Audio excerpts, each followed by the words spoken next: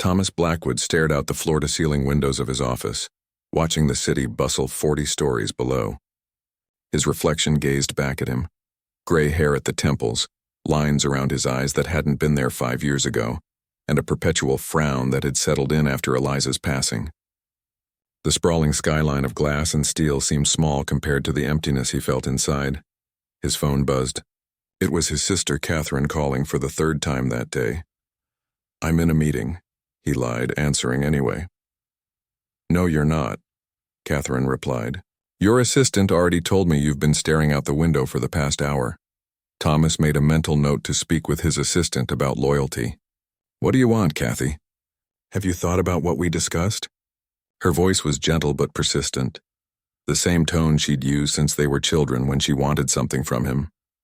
Thomas sighed, running his hand through his salt and pepper hair. "I have a company to run. I don't have time to what? To be happy? To fill that massive house with something other than silence?" Catherine cut in. "It's been 2 years, Tom. 2 years, 3 months, and 12 days since Eliza had lost her battle with cancer. Not that he was counting. I'm 60 next month," he said quietly. "Men my age don't suddenly become fathers." 58 is hardly ancient," Catherine scoffed. "And you've always wanted children. You and Eliza both did." The mention of their shared dream stung. They had tried for years, weathered the disappointments, the procedures, the hope that would rise and fall like the tide. Then came Eliza's diagnosis, and suddenly time became their most precious and limited resource. "Just meet her," Catherine pressed on. "The orphanage coordinator says she's special. Quiet but bright.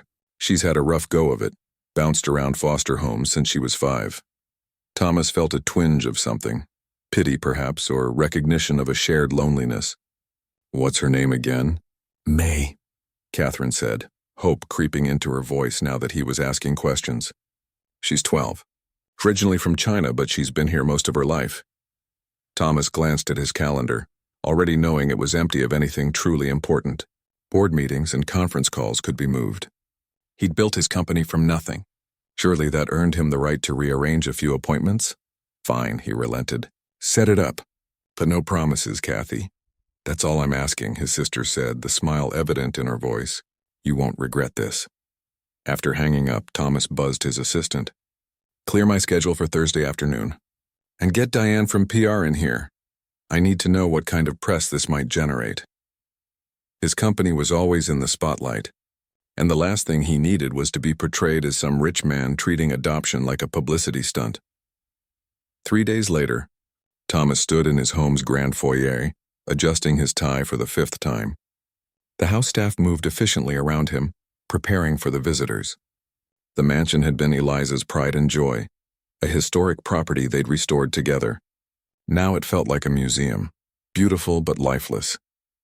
His housekeeper, Mrs. Chen, appeared with a tray of freshly baked cookies. "For the young miss," she explained. "Children like sweets." Thomas nodded, grateful for her thoughtfulness. He hadn't considered that detail. What did 12-year-old girls like these days? He had no idea. "The piano room is ready too," Mrs. Chen added. "I had it tuned yesterday, the piano room." Thomas felt a pang in his chest. It had been Eliza's sanctuary where she would play for hours. The grand piano sat untouched since her death. He couldn't bear to sell it, but couldn't stand to hear it played either. "Thank you, but I doubt we'll need it," he said stiffly. Mrs. Chen gave him a knowing look. "The coordinator mentioned the girl has musical training. Perhaps she plays?" Thomas raised an eyebrow. Musical training? That was interesting. Eliza had always said music revealed a person's soul. She would have liked that, a child who played music in their home again. The doorbell chimed, and Thomas felt an unexpected flutter of nerves. Mrs. Chen hurried to answer it while he remained rooted in place, suddenly unsure of this whole arrangement. Rebecca Wong, the orphanage coordinator, entered first. She was a small woman with a no-nonsense attitude that Thomas respected from their phone conversations. Behind her was a girl so tiny that Thomas first mistook her for much younger than 12. She had straight black hair cut at her shoulders and wore a clean but clearly well-worn blue dress. She kept her eyes downcast, her small hands clutched around a worn backpack strap. "Mr. Blackwood," Rebecca greeted him with a firm handshake. "Thank you for opening your home to us." "This is May." The girl lifted her eyes briefly, deep brown and watchful, Before looking down again, she gave a small nod in his direction. "Hello, May," Thomas said, his voice coming out more gruffly than he intended. He cleared his throat. "Welcome to my home." An awkward silence followed. Thomas had negotiated billion-dollar deals with less anxiety than he felt trying to talk to the small girl. "Perhaps a tour?" Rebecca suggested gently. Grateful for the direction, Thomas led them through the main floor of the house. He pointed out features that seemed impressive to adults: the original crown molding, the hand-painted ceiling in the dining room, while May followed silently, her eyes darting around as if memorizing escape routes. They reached the piano room, and Thomas hesitated before opening the double doors. Sunlight streamed through tall windows, illuminating the Steinway grand piano that dominated the space. Sheet music still sat on the stand exactly as Eliza had left it. "This was my wife's favorite room," Thomas said, surprising himself with the personal admission. For the first time, May showed real interest, her eyes widening slightly as she looked at the piano. Rebecca placed a hand on May's shoulder. "May has shown aptitude for music at the group home, though resources for proper lessons have been limited." Thomas felt a spark of genuine curiosity. "Do you play?" he asked May directly. The girl looked up at Rebecca, who nodded encouragingly. "A little," May whispered, her voice so soft he barely heard it. Something shifted in Thomas at that moment, a crack in the wall he'd built around himself. He pictured this quiet child sitting at Eliza's piano, bringing music back into the silent house. His wife would have loved that. "Well," he said, turning to his assistant who had joined them, "if she plays the piano, I'll adopt her." He chuckled, the comment meant partly as a joke to ease the tension. Rebecca's eyes widened slightly, but she quickly composed her expression. May looked confused, having not heard him clearly. "Mr. Blackwood has a wonderful sense of humor," Rebecca said smoothly. "Shall we continue the tour? Perhaps we could see the gardens." As they moved on, Thomas's assistant leaned closer to him. "Sir, perhaps adoption comments, even in jest, aren't advisable at this stage." Thomas waved her concern away. "It was just a thought. But there's something about her." He watched May as she paused to look at a family photograph on the wall. Eliza, laughing as Thomas awkwardly tried to pose for their anniversary picture. Thunda. The time they reached the garden, May had spoken exactly 7 words. Yet Thomas found himself intrigued by her quiet presence. She reminded him of himself as a child, watchful, cautious, taking everything in. Over tea and Mrs. Chen's cookies on the terrace, Rebecca explained more about May's background. Abandoned as a toddler, she'd been in the system for nearly a decade. 4 foster homes, none of them permanent. "She's very bright," Rebecca said. "Excellent in school despite the disruptions. She just needs stability." Thomas watched as May carefully ate a cookie, taking small, neat bites. There was a dignity about her that struck him. As the visit concluded, Thomas surprised himself by saying, "Perhaps May would like to come again. Maybe for dinner later this week?" Both Rebecca and his assistant looked startled at the suggestion. May glanced up, a flicker of something, hope perhaps, in her eyes before she tucked it away. "That would be lovely," Rebecca replied. "Wouldn't it, May?" The girl nodded, offering the faintest of smiles. After they left, Thomas stood in the piano room looking at the instrument that had brought Eliza so much joy. The thought of hearing music in this room again stirred something in him. Fear. Anticipation, he wasn't sure. "Your sister will be pleased," Mrs. Chen said, appearing in the doorway. "I haven't decided anything," Thomas replied quickly. "It was just a dinner invitation." Mrs. Chen smiled knowingly. "Of course, sir." Later that evening, as Thomas sat in his study with a glass of scotch, he found himself researching adoption procedures on his tablet. Just out of curiosity, he told himself. He thought of May's watchful eyes, the careful way she carried herself. He thought of Eliza, who had wanted nothing more than to share their good fortune with a child who needed a home. "If she plays the piano," he murmured to himself, picturing music filling the empty rooms of his house once again. The idea took root, growing stronger with each passing moment. Perhaps Catherine was right. Perhaps it wasn't too late to become a father after all. The day of May's dinner visit arrived with unexpected nerves for Thomas.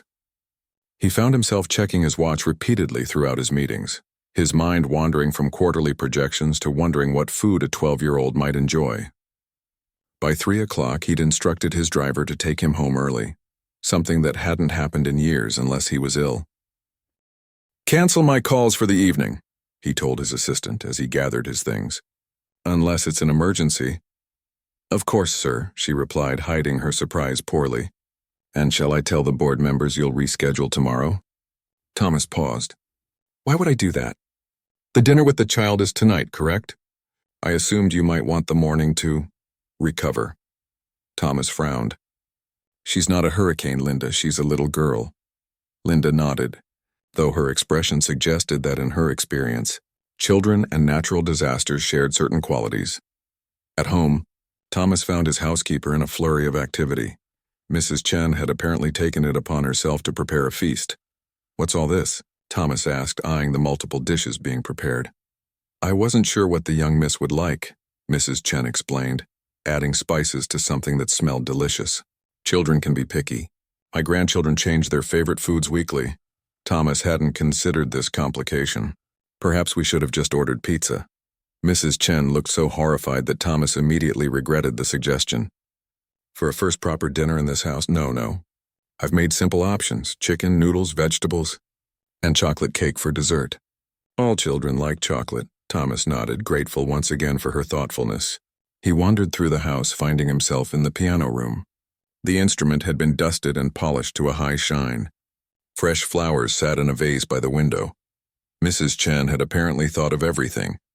He approached the piano cautiously, running his fingers lightly over the keys without pressing them. He recalled Rebecca mentioning May's musical training, though the girl had only admitted to playing a little.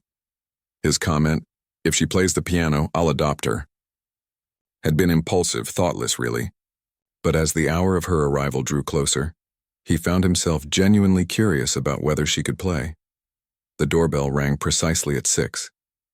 Thomas straightened his tie and went to answer it himself, waving off Mrs. Chen. Rebecca stood there with May, who wore a different dress than before, navy blue with small white dots. Her hair was neatly combed and she clutched a small gift bag in her hands. "Good evening," Thomas said, stepping back to let them in. "Thank you for coming." Rebecca nudged May gently, who stepped forward and held out the gift bag. "Thank you for having me," she said in her quiet voice, the most words Thomas had heard from her at once. Thomas accepted the bag, genuinely touched by the gesture. "You didn't need to bring anything. It's polite to bring a gift when you're invited to dinner," May replied seriously. Thomas opened the bag to find a hand-drawn card. On the front was a surprisingly skilled sketch of his house, clearly drawn from memory after their first visit. Inside, in careful handwriting, "Thank you for the cookies. They were very good." From May. "This is wonderful," Thomas said, meaning it. "You're quite the artist."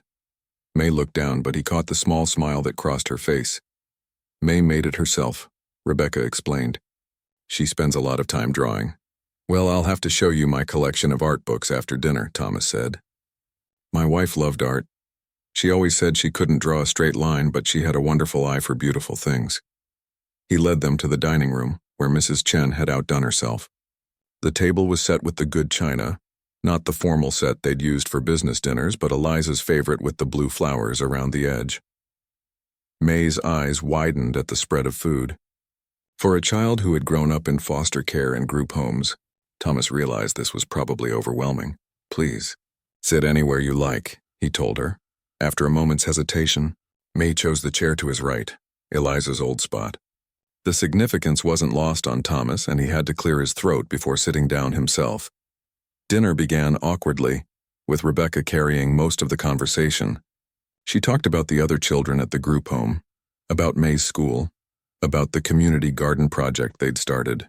Thomas noted that while May didn't contribute much, her eyes followed the conversation attentively, missing nothing.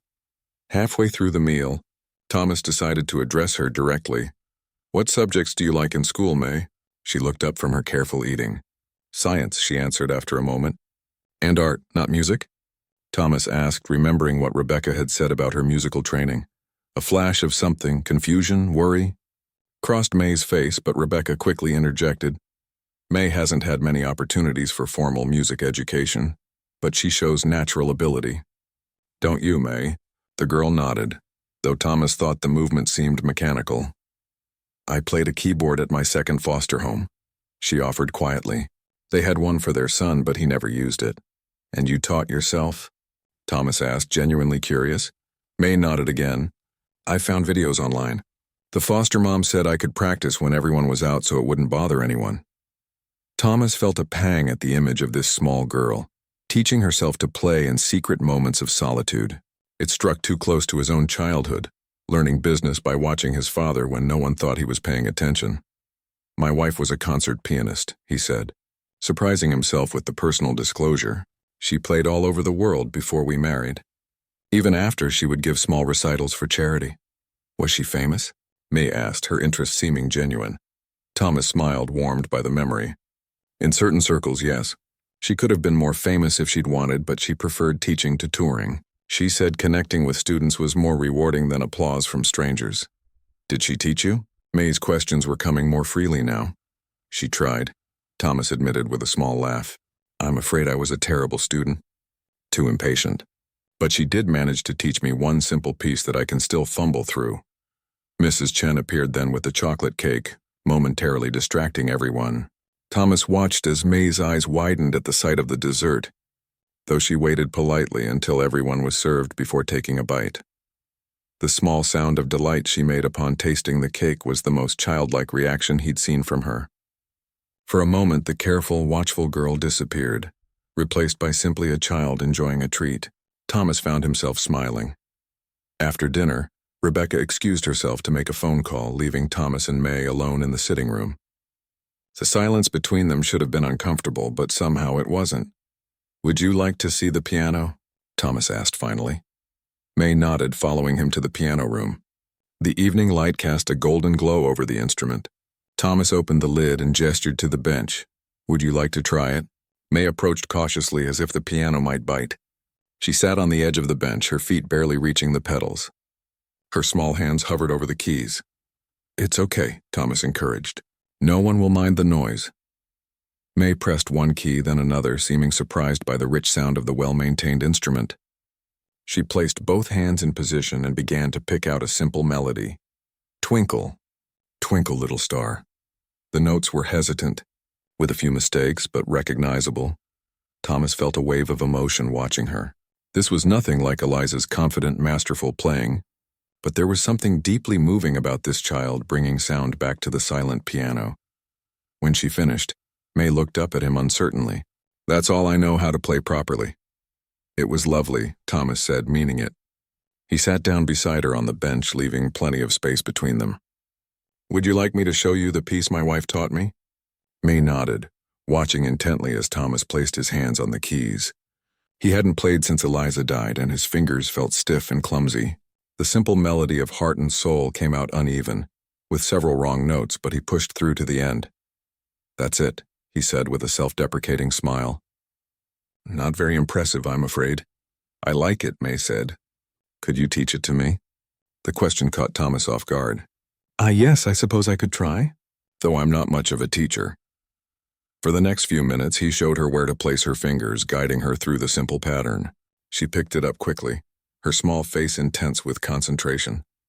When she successfully played the first few measures, a genuine smile lit up her face. The sound of Rebecca clearing her throat from the doorway interrupted them. I hate to break this up, but it's getting late. May has school tomorrow. Thomas checked his watch, surprised to find that 2 hours had passed. Of course. I didn't realize the time. As they walked to the door, Thomas found himself reluctant to see them leave. Perhaps May would like to come again. This weekend, maybe? We could visit the art museum downtown. They have a new exhibition I think you might enjoy. Rebecca looked pleased but cautious. That would be lovely, but are you sure it's not an imposition on your schedule? Not at all, Thomas said firmly. I'll have my assistant clear Saturday afternoon. At the door, May turned to him. Thank you for dinner. And for the piano lesson. You're very welcome, Thomas replied. Thank you for playing for me. After they left, Thomas returned to the piano room. The house seemed even quieter than before, the silence more noticeable now that it had briefly been filled with music. He sat at the piano and slowly played the simple tune again, thinking of May's careful concentration, her small fingers on the keys. For the first time in years, he felt a sense of purpose that had nothing to do with business deals or profit margins.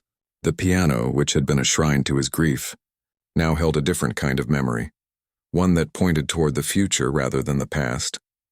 "Well, Eliza," he said softly to the empty room, "what do you think of her?" He could almost hear his wife's answer. "She needs time."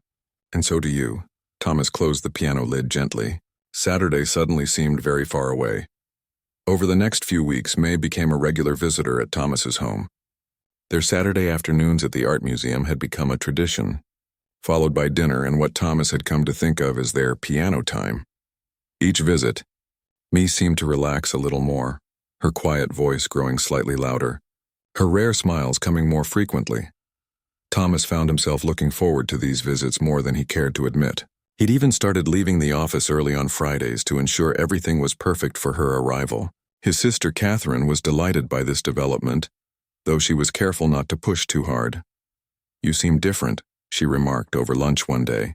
"Less miserable," Thomas supplied dryly. "I was going to say isolated," Catherine corrected him. "You've been living like a hermit since Eliza died." "It's good to see you engaging with the world again." Thomas stirred his coffee thoughtfully. "She's an unusual child. Reminds me a bit of myself at that age, too serious, watching everything. Have you thought more about—" Catherine trailed off, leaving the question unspoken. "Adoption?" Thomas finished for her. "It's crossed my mind." It had done more than cross his mind. He'd found himself researching the process late at night, making notes on requirements, considering how his life would need to change. The thought both terrified and excited him. "Rebecca says the paperwork could be expedited given your resources," Catherine ventured carefully.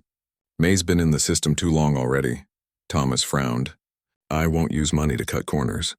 If I do this, and that's still an if, I want everything done properly." "Of course," Catherine backtracked quickly. "I just meant the process needn't drag out unnecessarily. You've had what, 6 visits now? You're clearly good for each other." 6 visits. Each one carefully planned, yet somehow ending with unexpected moments that stayed with him throughout the following week. May spotting a painting at the museum that reminded her of a book she'd read, the way she'd carefully helped Mrs. Chen set the table without being asked, how she'd confided very quietly that she'd never had her own room in any foster home. "I'm hosting a small dinner party next week," Thomas said suddenly, "for some investors. I was thinking of inviting May." Catherine raised her eyebrows. "A business dinner? Is that appropriate for a child?" "It's at my home, nothing too formal. Just 6 or 7 people," Thomas explained. "I thought it might be good for her to see that side of my life too. And—" he hesitated. "I'd like my friends to meet her." Catherine's face softened. "You're serious about this, aren't you?" Thomas nodded slowly. "I think I am." The following Saturday, Thomas took May to a music store. He'd noticed her growing interest in the piano and thought at times she had proper instruction. The excitement in her eyes as they browsed through beginner's books made something warm unfurl in his chest. "You can pick 3, he told her, watching as she carefully examined each book. "Are you sure?" she asked, the caution of a child used to having things taken away evident in her voice.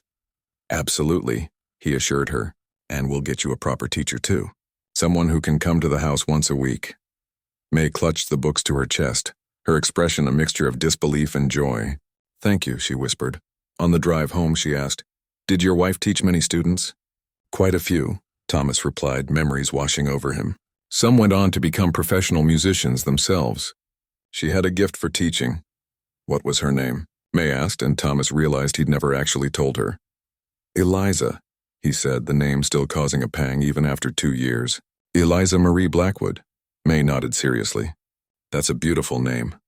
"Yes," Thomas agreed. "It suited her."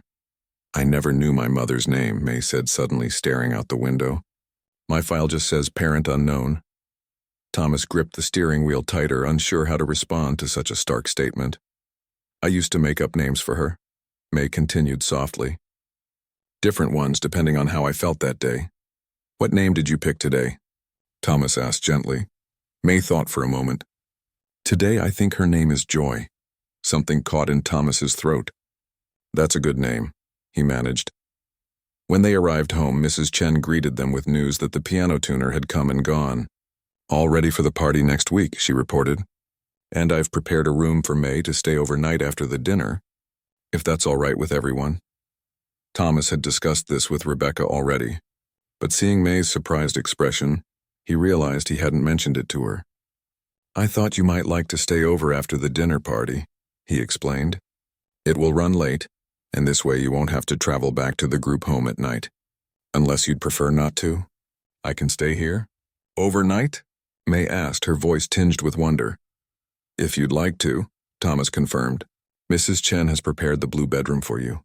The one with the window seat? May asked, referring to a room she'd glimpsed during a house tour. Thomas nodded, pleased she remembered. The very one. The smile that spread across May's face was answer enough. The night of the dinner party arrived with a flurry of activity. Thomas had invited his closest business associates, people who were also personal friends, people who knew how much he'd struggled after Eliza's death, people whose opinion mattered to him. May arrived early, clutching a small overnight bag. She wore a new dress, green with a Peter Pan collar, that Rebecca had helped her pick out for the occasion. Her hair was pulled back with a matching headband, making her look older than her 12 years. You look very nice, Thomas told her, feeling oddly nervous. Would you like to see your room before everyone arrives? The blue bedroom had been a guest room, rarely used. Now it contained fresh flowers, new bedding, and a small desk by the window. On the desk sat a sketchbook and colored pencils, a small gift Thomas had added at the last minute. For me? May asked, touching the sketchbook lightly. I thought you might like to draw while you're here, Thomas said, suddenly worried it was too presumptuous. But May nodded, her eyes bright. Thank you. The guests began arriving at 7.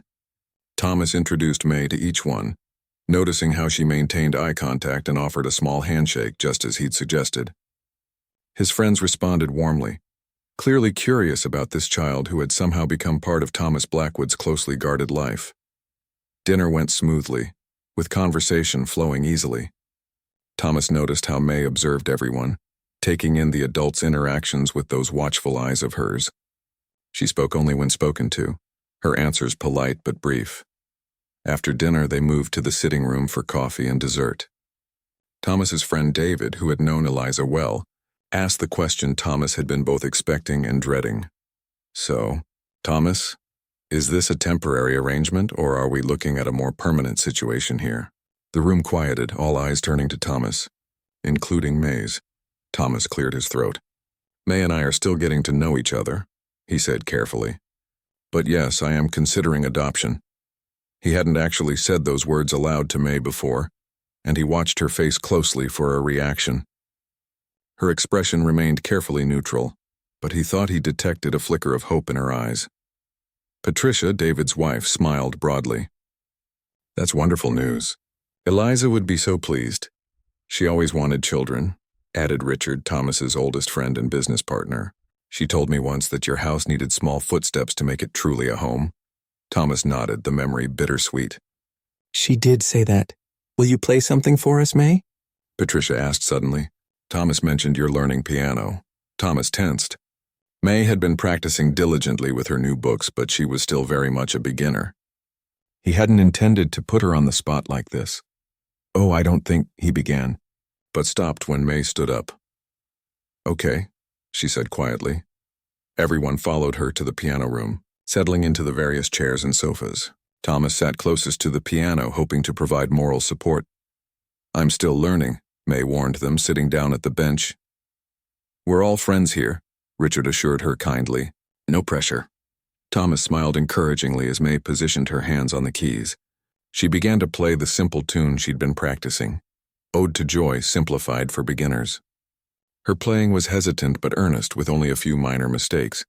When she finished, everyone applauded warmly. Thomas felt a surge of pride that surprised him with its intensity. Eliza would have loved to hear that, Patricia said, dabbing at her eyes. She always said music was the best way to heal a broken heart. Indeed, David agreed, raising his glass in a small toast. To new beginnings. As the others echoed the sentiment, Thomas noticed Richard watching him with a knowing smile. So when's the big day? His friend asked quietly. What big day? Thomas replied, though he knew exactly what Richard meant.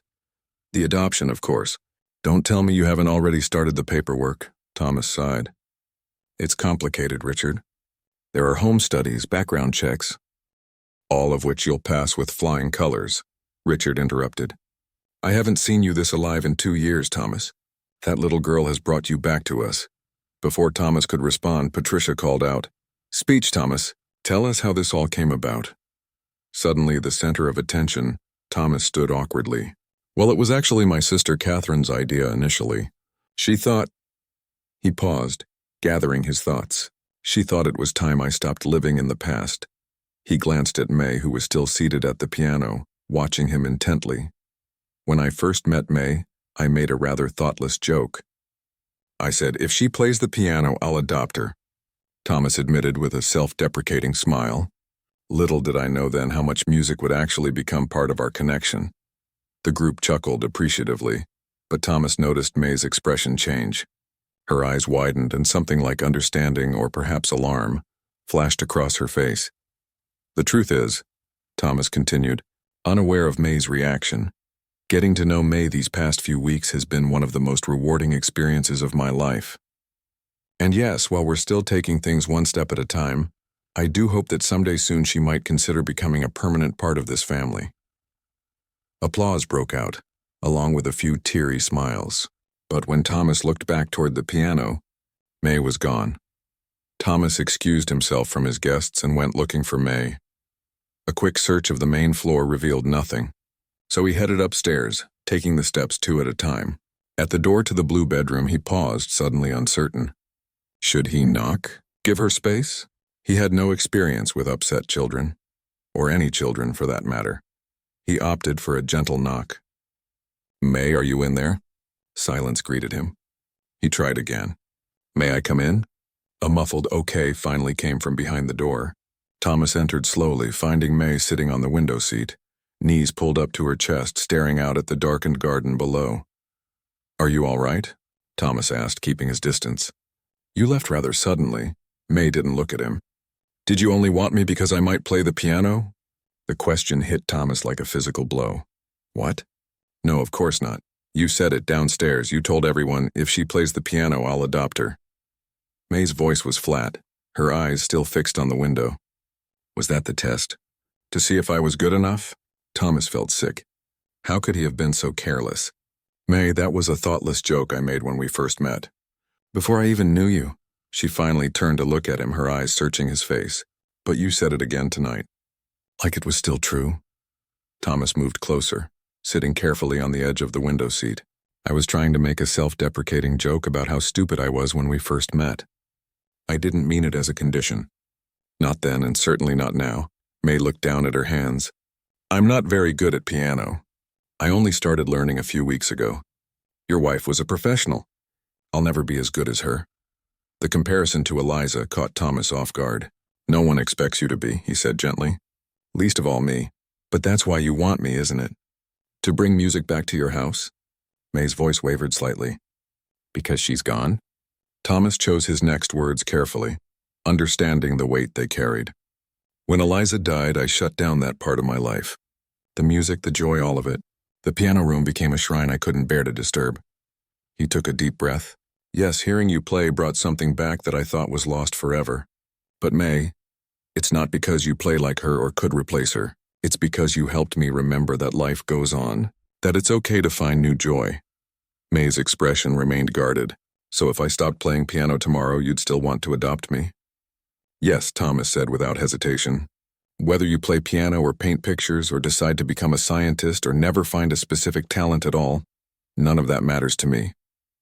What matters is who you are, your kindness, your thoughtfulness, the way you notice everything, the person you're becoming.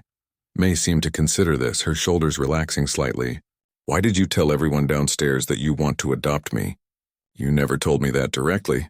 Thomas winced at the justified accusation. You're right. I should have talked to you about it first privately. That was wrong of me and I'm sorry. Are you really thinking about it? For real? May asked, a hint of vulnerability breaking through her careful composure. Yes, Thomas said simply. I am, very seriously. Why? The question was barely audible. Thomas felt a lump form in his throat. Because these past few weeks having you here has made this house feel like a home again. Because I find myself looking forward to our Saturdays all week. Because I think we understand each other in a way that not many people do. He paused. Because I think we both know what it's like to feel alone, even when surrounded by others. May didn't respond immediately, but Thomas saw her eyes grow damp. I thought maybe you felt sorry for me, she finally whispered. Because I don't have parents. I admire you, Thomas corrected her. Your resilience, your dignity, your ability to keep going despite everything that's happened to you. He hesitated, then added softly, and I think we might be good for each other. A tentative smile flickered across May's face. Mrs. Chen says I've made you less grumpy, Thomas laughed, surprised by her candor. Did she now? Well, Mrs. Chen is rarely wrong about such things. A moment of comfortable silence passed between them. You don't have to decide anything right now, Thomas assured her. About the adoption, I mean. It's a big decision for both of us. May nodded thoughtfully. Can I still stay tonight? Or should I call Ms. Rebecca to come get me? Of course you can stay, Thomas said quickly. Unless you'd prefer to go back? No, May said. I want to stay. Relief washed over Thomas. Good, that's good. He stood up, feeling awkward again. Would you like to come back downstairs? Or would you prefer to stay up here? Either is fine. May considered the question. Can I come down in a little while? I want to practice something first.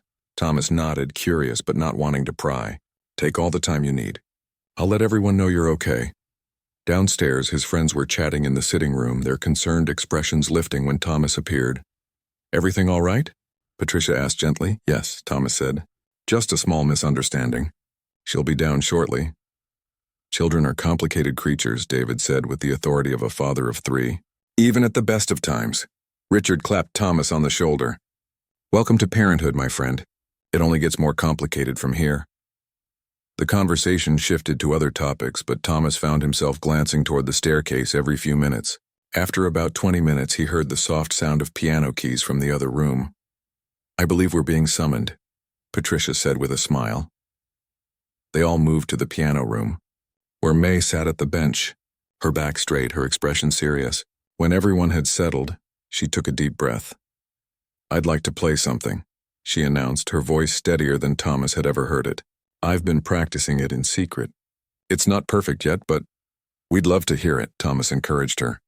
May nodded, placed her hands on the keys and began to play. Thomas recognized the melody immediately. Heart and Soul, the simple tune he'd taught her that first evening. But she'd clearly been practicing beyond their lessons. Her version was smoother, more confident, with fewer mistakes. When she reached the end of the part he'd taught her, she didn't stop. Instead, she continued into a section Thomas had never shown her, the next part of the duet. She played a few measures, then stopped, looking up at Thomas expectantly. It took him a moment to understand. She wanted him to play with her. Thomas moved to the bench sitting beside her. Are you sure? He asked quietly. May nodded, starting the piece again from the beginning. This time, when she reached the duet section, Thomas joined in with his part. It wasn't perfect, his timing was off in places and he hit a few wrong notes, but together they managed to play through the entire simple piece. When they finished, the room erupted in applause. Thomas found himself blinking back unexpected tears. Bravo, called Richard. Encore. How did you learn the rest of it? Thomas asked May quietly. I found a video online, she admitted. I wanted to surprise you. The simple gesture touched Thomas deeply. Well, you certainly succeeded. As the evening wound down and his friends prepared to leave, each one made a point of saying goodbye to May personally. Patricia hugged her, whispering something that made May smile. David told her she was welcome to visit their house any time to meet their children. Richard gave her a formal handshake and told her to keep an eye on Thomas, he works too hard. After everyone had gone, the house felt oddly peaceful. Mrs. Chen appeared with hot chocolate for May and coffee for Thomas. It's past your bedtime, young miss, she told May gently, but I thought you might like something warm first.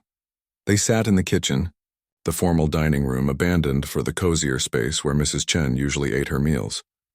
Did you have a good time tonight? Thomas asked, watching May blow carefully on her hot chocolate. She nodded. Your friends are nice. Patricia said I was good for you. Thomas smiled. As I said, she's rarely wrong.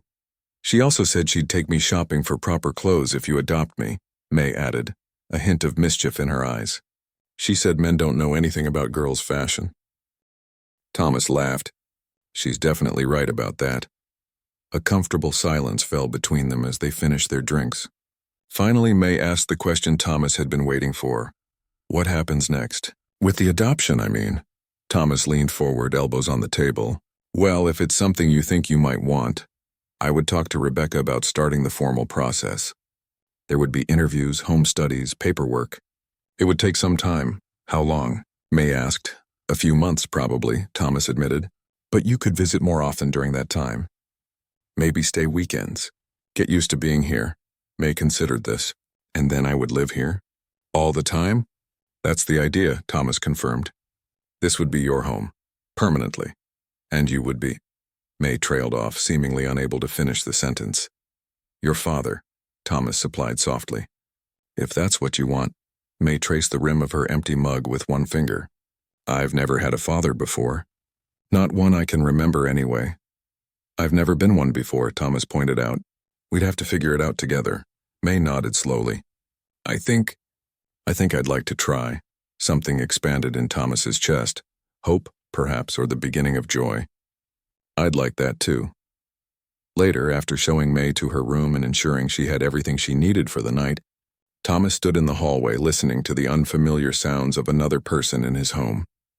The quiet movements, the water running briefly in the bathroom, the soft creak of the bed as she settled in. He found himself standing outside her door, unsure what to do next. Should he check on her? Say goodnight again? What did fathers do? The door opened suddenly, startling him. May stood there in her pajamas, looking equally surprised to find him there. Thomas began, then stopped. Is everything all right? May nodded. I just wanted to say thank you. For tonight. And for wanting me. Before Thomas could respond, she stepped forward and quickly hugged him. A brief, awkward embrace that was over almost as soon as it began. Then she darted back into her room with a hurried, "Good night." "Good night, May," Thomas said to the closed door, a smile spreading across his face. Sleep well. The adoption process proved more challenging than Thomas had anticipated. Despite his resources, there were procedures that couldn't be rushed, paperwork that couldn't be expedited, and questions that couldn't be avoided. Why now? The social worker asked during their third home study visit. She was a no-nonsense woman named Judy, who clearly wasn't impressed by Thomas's wealth or status. You're nearly 60, Mr. Blackwood. Most people your age are thinking about retirement, not starting a family. Thomas sat across from her in his study, fighting the urge to defend himself. I wasn't looking to adopt, he admitted. It wasn't part of any plan. But then I met May and... He paused, struggling to put his feelings into words. She changed things, Judy made a note. Changed things how? Thomas thought about it. For 2 years after my wife died, I existed but wasn't really living. Everything was gray. Work, home, sleep, repeat. He looked out the window where May was helping Mrs. Chen in the garden, carefully planting bulbs for next spring's flowers. May brought color back into my world. And if she hadn't played piano? If she hadn't reminded you of your wife? Thomas recognized the trap. My wife and May couldn't be more different, actually. Eliza was outgoing, confident, passionate. Me is thoughtful, observant, careful. The piano was just an unexpected connection. A starting point. What happens when she becomes a teenager? When she rebels? When she makes mistakes? Judy pressed. Parenting isn't just about the good moments. I don't expect it to be easy, Thomas said. Nothing worthwhile ever is. Judy studied him for a long moment.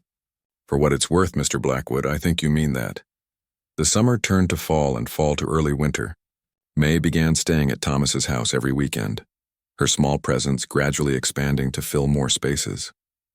The blue bedroom acquired personal touches, drawings on the walls, books on the shelves, a soft throw blanket she'd picked out on a shopping trip with Patricia. Her piano lessons continued with a proper teacher, an older gentleman named Mr. Lee who had trained at the same conservatory as Eliza. Thomas would often sit in the next room during these lessons, not wanting to intrude but enjoying the sounds of May's progress, the repetition of difficult passages, the occasional triumphant run of notes when she mastered something challenging. One evening in December, Thomas came home from work to find May waiting for him in the foyer. She now had her own key and would come directly from school on Fridays, with Rebecca dropping off her weekend bag. "I have something to show you," she said by way of greeting, practically bouncing with excitement, a rare display from his usually reserved almost daughter. "Hello to you too," Thomas said with a smile, hanging up his coat. "What is it?" "It's a surprise. Mr. Lee helped me." She tugged at his hand, pulling him toward the piano room. Thomas followed, curious. The room had changed subtly over the months, no longer a shrine to the past, but a living space. Eliza's sheet music still had a place of honor on the shelf, but now May's lesson book sat beside them. Photos of Eliza remained, but they'd been joined by new ones. Thomas and May at the museum, May with Mrs. Chen in the garden, a group photo from Thanksgiving dinner with Catherine's family. May sat down at the piano, suddenly looking nervous. "It's not perfect yet," she warned. "I'm sure it will be wonderful," Thomas assured her. May took a deep breath and began to play. The melody was immediately familiar, one of Eliza's favorites, a Chopin nocturne. It was simplified, adapted for May's skill level, but recognizable and played with careful attention to the dynamics. Thomas found himself holding his breath, memories washing over him. When she finished, May looked up anxiously. "Mr. Lee found a beginner's version. I've been practicing it for weeks. Do you like it?" Thomas realized he had tears in his eyes. "It's beautiful, May, truly. I wanted to play something she loved," May explained. "For the ceremony, like a way of including her. The ceremony, 3 days away now." After months of paperwork, interviews, and waiting, the adoption was finally about to become official. They'd planned a small gathering afterward, just family and close friends. "She would have loved that," Thomas said, his voice rough with emotion. "And she would have loved you." May smiled, the expression now coming more easily to her. "Do you think we could play something together too? Like a duet?" "I'd be honored," Thomas said, "though you're a much better pianist than I am these days." "Mr. Lee found an easy duet we could learn," May said, pulling out some sheet music. "He said even beginners like you could manage it." Thomas laughed at her teasing. This was new too, this comfort between them that allowed for gentle jokes. "Well then, we'd better get practicing, hadn't we?" The next few evenings were spent working on their duet. Thomas was rusty, and more than once May had to patiently show him how to play his part. But gradually they found their rhythm together, learning to listen and respond to each other's playing. The morning of the adoption ceremony, Thomas woke early, a mixture of nerves and excitement making sleep impossible. He found Mrs. Chen already in the kitchen preparing a special breakfast. "Is May up yet?" he asked, accepting the cup of coffee she handed him. "Not yet," Mrs. Chen replied. "She was practicing late last night." "I heard the piano after midnight," Thomas frowned. "She's nervous too, I suppose." "It's a big day for both of you," Mrs. Chen said wisely. "Everything will change today." "And yet, in some ways, nothing will change," Thomas mused. "She's already family." Mrs. Chen smiled. "Yes, but today the rest of the world will recognize what we already know." Upstairs, Thomas knocked gently on May's door. When there was no response, he opened it slightly to find her still asleep, curled around her pillow. He was about to close the door when he noticed something on her desk, a drawing she must have been working on last night. It showed 3 figures standing in front of their house: Thomas, May, and a woman with curly hair who could only be Eliza. Below, in May's neat handwriting, "My family." Thomas quietly closed the door, his heart full. The ceremony itself was brief but meaningful. The judge was a kindly older woman who smiled warmly at both of them. Thomas had worried that May might be overwhelmed by the formality of it all, but she stood tall beside him, answering the judge's questions in a clear, steady voice. "And do you, May, understand that this adoption will make Mr. Blackwood your legal father, with all the rights and responsibilities that entails?" the judge asked. "Yes, Your Honor," May replied. "I understand. And is this what you want?" May looked up at Thomas, her expression serious but her eyes bright. "Yes, very much." When it was over, when the papers were signed and the judge had offered her congratulations, Thomas knelt down to May's level. "Well, May Blackwood, how does it feel?" She thought about it for a moment. "It feels right," she said simply, "like it was always supposed to be this way." The gathering at the house afterward was joyful but low-key, just as they'd planned. Catherine cried happy tears. Mrs. Chen beamed with pride, and Thomas's friends welcomed May with warm hugs and thoughtful gifts. Speech, called Richard after the cake had been cut. From both of you? Thomas looked at May, who nodded shyly. They moved to stand together in front of their guests. A year ago, Thomas began. I would never have imagined standing here today. I was lost, I suppose, stuck in grief and unable to see a way forward. He placed a hand on May's shoulder, and then this remarkable young lady came into my life and showed me that there's always a path forward, if you're brave enough to take it. He looked down at May, who smiled up at him before turning to their guests. I didn't think anyone would want me, she said simply. I'd been in so many homes and none of them were right. But then I came here and, she paused, gathering her thoughts, and it felt like coming home for the first time. There wasn't a dry eye in the room. Now, Thomas said, clearing his throat, May and I have prepared a small performance, if you'll all move to the piano room. Everyone gathered around the piano as Thomas and May took their places on the bench. May played her Chopin piece first, her fingers moving confidently over the keys. Thomas watched her with undisguised pride, marveling at how far she'd come in less than a year. When she finished to enthusiastic applause, she scooted over and patted the bench beside her.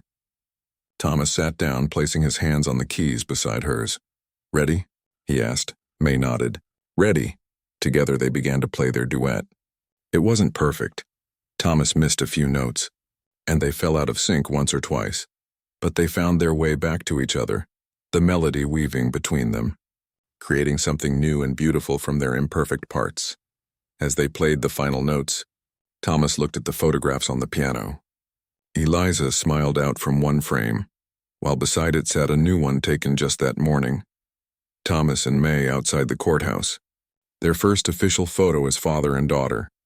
2 chapters of his life, no longer separate but somehow harmonized, each enriching the other. The pain of loss would always be there, but now it sat alongside the joy of new beginnings.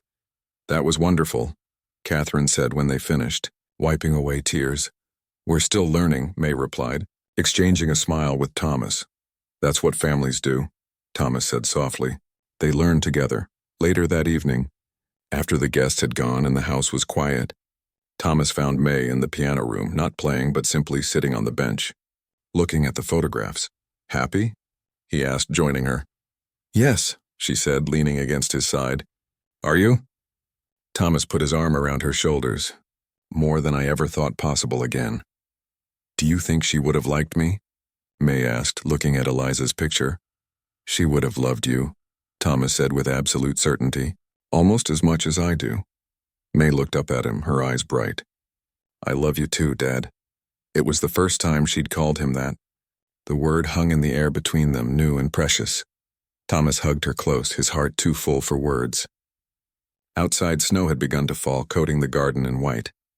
But inside there was warmth and music and love, a different kind of family than he'd once imagined, but no less real for that.